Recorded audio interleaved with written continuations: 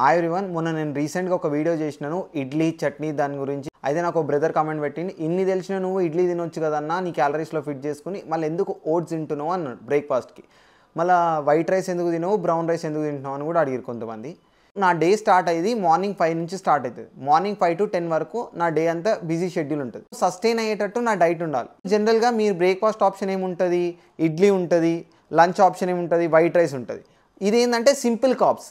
ఈ simple carbs ఏంటంటే తిన్న వెంటనే ఒక 3 hours ఆకలి అవుతుంది. ఇప్పుడు నేను తినే బ్రేక్ఫాస్ట్ ఓట్స్, లంచ్ ఏమో బ్రౌన్ రైస్. నేను ఎందుకు ఇట్లా బ్రేక్ఫాస్ట్లో ఓట్స్, లంచ్లో బ్రౌన్ రైస్ తింటానంటే ఇవి కాంప్లెక్స్ కార్బ్స్. ఈ కాంప్లెక్స్ కార్బ్స్ ఏమైతే సస్టైన్ అవుతాం. అంటే ఇప్పుడు ఏంది, ఇడ్లీ ఇంకా వైట్ రైస్ తినదంటే తినొచ్చు.